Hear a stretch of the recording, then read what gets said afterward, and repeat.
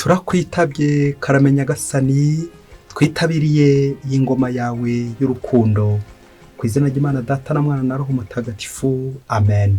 Amahoro bana b'Imana, nimuhumure, Imana iradukunda, ije kudukiza kuri uyu wa gatandatu w'icyumweru cya karindwi cya Pasika, tariki 26 Gicurasi 2026. Dore amasomo agiye kuduhuza n'ab'ijuru.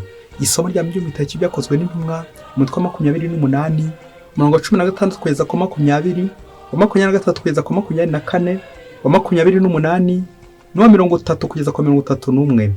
Pawulo ageze i Roma bamwemerera kwicumbikira ukwe hamwe n'umusirikare wo kumurinda. Hashize iminsi 3 Pawulo atumiza abanyacyubahiro b'Abayahudi bahatuye, bamara guterana ababwira ati, bavandimwe, nubwo nta kibi nagiriye umuryango wacu cyangwa se ngo ncishe ukubiri n'imigenzo y'abasokuruza, nyamara nafungiwe i Yerusalemu shyikirizwa Abanyaroma. Bamaze gusuzuma ibyo ndegwa bashaka kundekura, kuko basanze nta kibi nakoze gikwiye urupfu.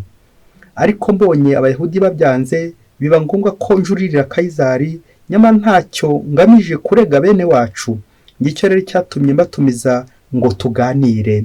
Mu by'ukuri naboheshejwe iminyururu ku mpamvu y'amizero ya Isiraheli. Ahera mu gitondo ageza nimugoroba abasobanurira iby'ingoma y'Imana, anagerageza kubemeza ku byerekeye Yezu, ahereye ku mategeko ya Musa no ku bahanuzi. Bamwe muri bo bemezwa n'ibyo yavugaga, abandi ariko banga kubyemera. Pawulo arababwira ati, nuko rero mumenye ko uwo mukiro Imana yawoherereje abanyamahanga, kandi bo bakazawakira. Pawulo amara imyaka 2 yose mu icumbi yirihira, akakira abamugenderera bose, yamamaza ingoma y'Imana kandi yigisha ibyerekeye Yezu Kristo nta nkomyi kandi ashize amanga. Iryo ni ijambo ry'Imana. Zaburi ni ya 11. Abo umutima uboneye nibo bazareba Uhoraho. Uhoraho ari mu ngoro ye ntagatifu, Uhoraho afite intebe ye y'ubwami mu ijuru, ariko amaso ye ntayakura ku bantu, abasuzumisha indoro ye. Uhoraho anyurwa n'intungane, koko rero Uhoraho ni intungane, agakunda ubutabera. Abo umutima uboneye nibo bazamureba. Abo umutima uboneye nibo bazareba Uhoraho. Nyagasani Yezu nabane namwe. Amagambo mu Ivanjili ntagatifu uko yanditswe na Yohani, umutwe wa 21, umurongo wa 20 kugeza ku 25. Muri icyo gihe Yezu wazutse yaramaze kubwira Petero iby'urupfu rwe ruzatuma ahesha sikuzo. Petero ahindukiye abona abamwigishwa Yezu yakundaga aje abakurikiye, wegamiraga Yezu bari ku meza, akamubaza ati, Nyagasani, ninde ugiye kukugambanira? Petero amaze kumubona abwira Yezu ati, Nyagasani, naho se uyuwe bite? Yezu aramubwira ati, niba nshaka ko akomeza kubaho kugera igihe nzazira, bigutwaye iki? Wowe ngurikira. Kuva ubwo iryo jambo rikwira mu bavandimwe ko uwo mwigishwa atazapfa.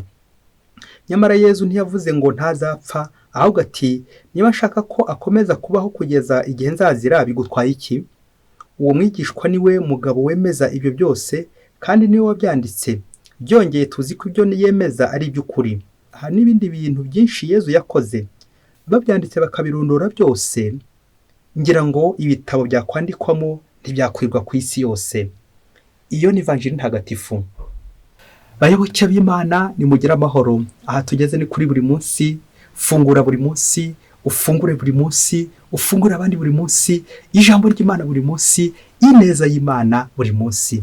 Buri munsi nuhura n'Imana uzahuza n'abavandimwe. Buri munsi nubona Imana uzabona n'abavandimwe.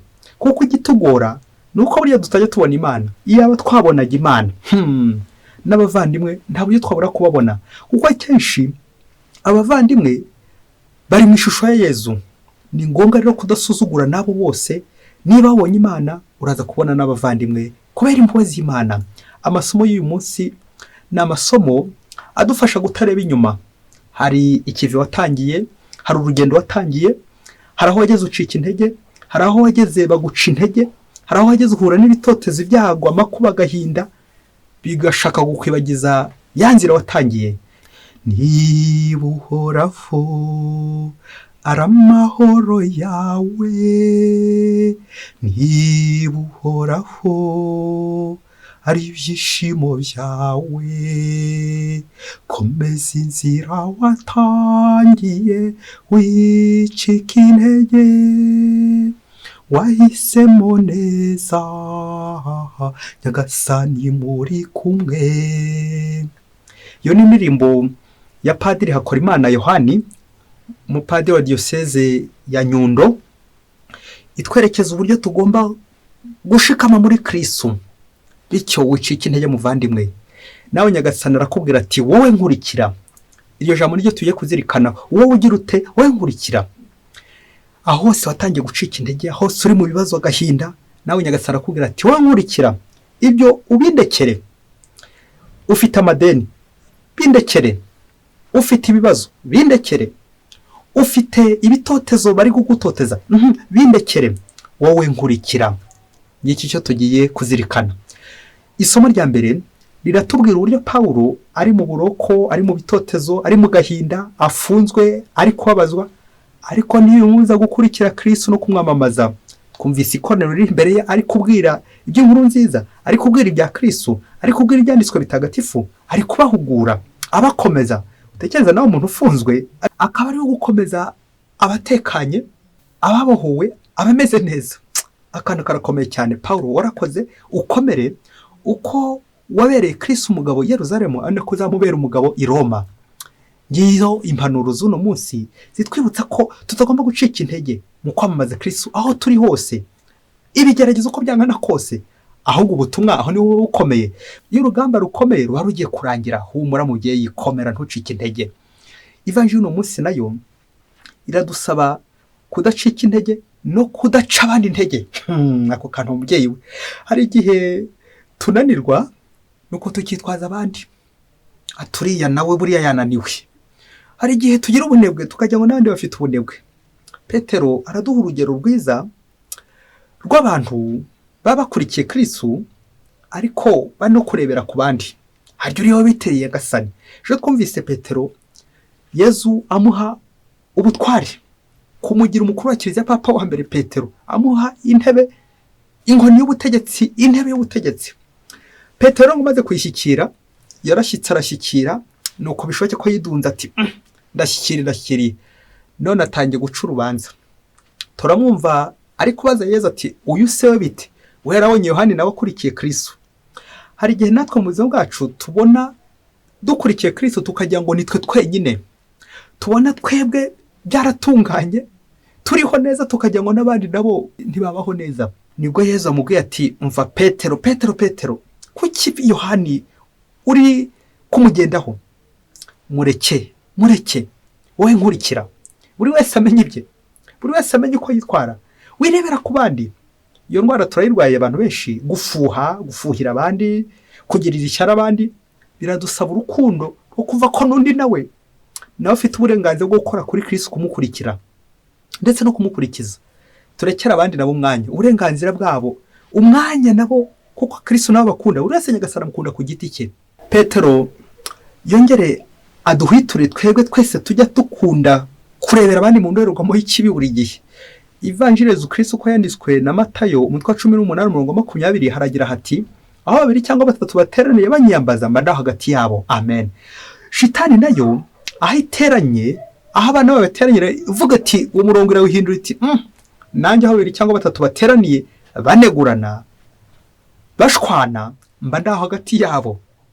Ntabwo twikiriza amen nabyo kuko byabigayitse nyine. Urumva Shitani akozwe ku buryo agenda nusura ibintu by'Imana. Ese nawe wasanga nawe uri mu bica mu nteko z'abaneguranye, ukibwira ko kuri Kristo ariko uri kugenda unenga abandi, unegura abandi, uvuga abandi, uharabika abandi. Uyu wese bite? Wabiretse Petero. Ibize kudukanga natwe mu buzima bwacu iyo twashyitse ku buyobozi, nk'uko Petero ashyitse ku buyobozi, amaze guhabwa intebe, amaze kwicara, nta kintu abuze, kashe yayibonye. Hanyuma se nshyitse ku buyobozi, ku muyobozi ngiye ku muyobozi ngezeyo, wasanga iyo ushyitse ku buyobozi ujya witwaza akabindi k'ubuki, ugiye kurega abandi, ugiye kunyonga abandi, ugiye kuvuga abandi nabi, aricyo kikujyanye. Tukamera nk'ababana mu rugo, iyo mama yaje ati mamaye uyu yakoze mu nkono, Alisa yakoze mu nkono, ati mu ishuri ati Claude yasakuje mwarimu, umuhane. Ugasanga turi kubunza amagambo kugira ngo tugushemwe abandi. Twebwe se wowe se nk'uko ko akenshi dukunze gucunga abandi aho kubacungura, cya gihe ngo twashyikiriye. Petero ni urugero rwiza rw'umuyobozi, ariko agaragaje ko Petero kamujemo. Niyo mpamvu natwe twongera kureba Petero akurikiye Kristo azapfira Kristo, kandi na Yohana akurikiye Kristo azapfira Kristo. Buri wese Nyagasani agenda amureba, buri wese afite inzira Nyagasani azamunyuzamo. Twirebera ku bandi, twikwireba, ahubwo turebe Nyagasani niwe dukurikiye. Ati wowe nkurikira. Icyo gisubizo Yesu ahaye Petero ati wowe nkurikira, nawe ni cyawe nanjye ni cyanjye. Mubyeyi, fata agatambaro kawe kugira ngo uze kureba naho urugendo urimo. Niba ukurikiye Kristo, niba waratangiye gucika intege, agatambaro gafate kugira ngo uze kwihanagura amarira igihe nikigiye gutangira kurira. Ngo umunsi umwe mu gihugu kimwe kure cyane, ngo umukobwa bitaga Mariya, dore ko abantu benshi bagira amazina ubundi ya Mariya, ngo yari umukobwa mwiza w'igihagararo gishamaje, umukobwa mwiza ufite umutima mwiza. Ngo uyu mukobwa ngo yari afite umutima mwiza ku buryo yakundaga abantu benshi. Ngo yari yarashinze ikigo cy'imfubyi korera abana bandagaye, abana babyawe n'abakobwa bakabata mu bihuru. Uyu mukobwa Mariya akajya kubasaruza, akabitaho, akabagira neza, agakora ibikorwa by'urukundo byinshi cyane ku buryo abantu bose yabakiraga neza, akavuga neza, akabitaho. Mu gihe cyaje kujya bya bindi by'uko nyine akaryoshye ntigahora mu itama, hagiye kumva inkuru mbi muri icyo gice ngo Mariya yarapfuye. Neza abaturage bo muri icyo gice babura aho barigitira, bafatwa n'ikimwaro. Ese bya bikorwa Mariya yakoraga bizagenda bite? Mariya utasibaga misa, Mariya utasibaga amasengesho, Mariya witangaga, Mariya utwaraga neza, kuko arapfuye. Yewe abeza ntibarama. Nuko bose kumva baramuherekeza bajya kumushyingura. Ariko ko bamushyinguye ngo baza gutana n'isengesho ryo kumuvugira. Fora niba isengesho ryo kumusabira, ngo ya ngo ni isengesho ryo kumugira umutagatifu, ryo kumuyambaza nk'umutagatifu. Dore ko baravuze ati uyu muntu umva niba ijuru ririho ko ntiyabura ijuru. Nuko bose batahana bari bagiye kumushyingura isengesho ryo kugira gute, ryo gukomeza bamwibuka, ryo gukomeza bamusaba ngo abasabire nk'umutagatifu. Nuko Mariya abamushyinguye batanga isengesho ko ari umutagatifu. Ngo ageze hakurya y'imva, ngo Petero twumvise na kera kose yakarakaniraga ati uyu si we bite, Yezu we bite? Maze bishoboke ko abaje Yezu ati Mariya we bite? Mariya nyine yego yarapfuye, ariko ngo amanukira mu muriro. Bitangaza Mariya ati koko Yezu ndambuke, abantu bose bagende bantambukaho na bya bikorwa byanjye nakoze. Ingegera zose zikamutambuka zimupepera ziti komera Mariya komera, turatambutse turagiye. Indara, abasambanyi, abasinzi n'abandi bose bagenda bavuga ati komera Mariya komera Mariya. Mariya ari mu muriro.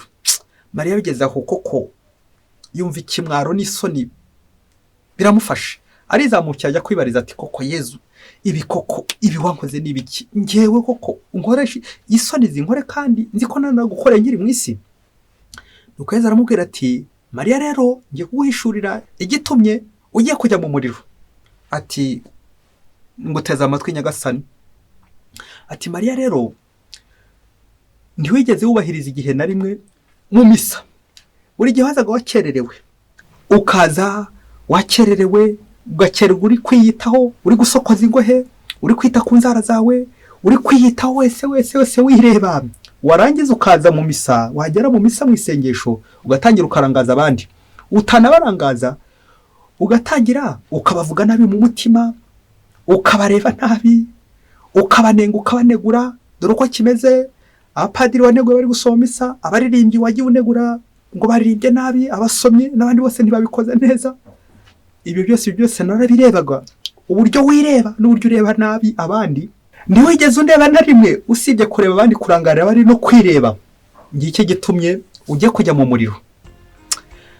Nuko Mariya neza abura aho yarigitira, maze azamura akaboko ati basi Nyagasani reka ngusabe ikintu kimwe, mpa ikintu kimwe gusa, wambabariye ukamba deuxième chance, andi mahirwe ngasubira ku isi, noneho nkajya kwitegura kuko ntago niteguye uko bikwiye, mbabarira noneho ningera ku isi ntago nzongera kujya nireba cyane ngo niteho umwanya muremure ngo nkerererwe, ahubwo nzakurikiza igihe, noneho igihe cy'amasengesho, igihe cya misa, kandi sinzongera kunenga abandi, sinzongera kwicara mu nteko baneguranye. Umpaye amahirwe sinazongera kwikwizaho imirimbo, sinazongera kwirata, kugira umuhimbo, ahubwo niwo najya ndeba wenyine, niwo najya ndangamira, niwo wenyine nakurikira kandi nkakurikiza. Ndoze guhita mbaza niba bishoboke ko Nyagasani ari umunyampuhwe n'umunyaneza, bishoboke ko bazongera bakabona Mariya yongeye kugira gute, yongeye kuzazamuka, yongeye gusubira ibuzima kubera yadeze mushanse yandi mahirwe ya kabiri. Ati wowe nkurikira, wewe cy'Imana Yesu Kristo akuzwe. Reka dusoreze ku bintu bitatu biza kugukebura, urebe nawe ibyo ukurikiye, urebe abo ukurikiye, urebe ibyo ureba, abo ujya ureba, uko wireba, ariko nturebe Imana. Icya mbere, hari igihe dukurikira imishinga yacu, entreprise zacu, projet zacu, akaba icyo duhereramo kwita ku mfubyi, kwita ku bapfakazi, ko by'urukundo, ariko se wasanga ubikora ukabikorera abantu nibyo ni byiza, ibikorwa by'urukundo, ariko Imana itabizi, ariko utabikorera Imana kandi byaba. Icya kabiri twakomerezaho ni ukureba abantu bose twagiye tugira abatagatifu, abandi twabagize n'amashitani birumvikana, ariko reka tugaruke gusa ku batagatifu. Hari abantu bagize abatagatifu. Ese reka nkubaze ikibazo, hari igihe tujya turwana ngo nanjye reka banshyire mu gitabo cy'abatagatifu, ariko gukinya bataramvuga, gucyuriya bataramuvuga. Ese reka nkwibarize, aho kuba umutagatifu, aho kugirwa umutagatifu, wahitamo ikihe? Kuba umutagatifu uri wenyine kubera ko Imana ibiruzi, ariko kugirwa umutagatifu ni kwa kuri nyine abantu batugira abatagatifu kandi wasanga atari byo. Ese bigutwaye iki niba Imana ibizi kuri umutagatifu? Ni ngombwa kwirirwa abantu babyandika ubundi mu bitabo cyane? Ntabwo ari ngombwa. Icy'ingenzi uko Nyagasani agize ate abizi, ibindi byose tubiherere Nyagasani. Icya gatatu nk'umukoro nafata nyuma yo kumva ikiganiro cya Yezu na Petero, we nkurikira, ni ugusezera inteko z'abaneguranye, gusezera inteko z'abahemu. Bityo njye mvuga mugenzi wanjye neza, kuvuga neza, gutaka abandi aho kubatuka, aho gutaranga abandi nk'abavuga neza, kwimenyereza kuvuga abandi neza.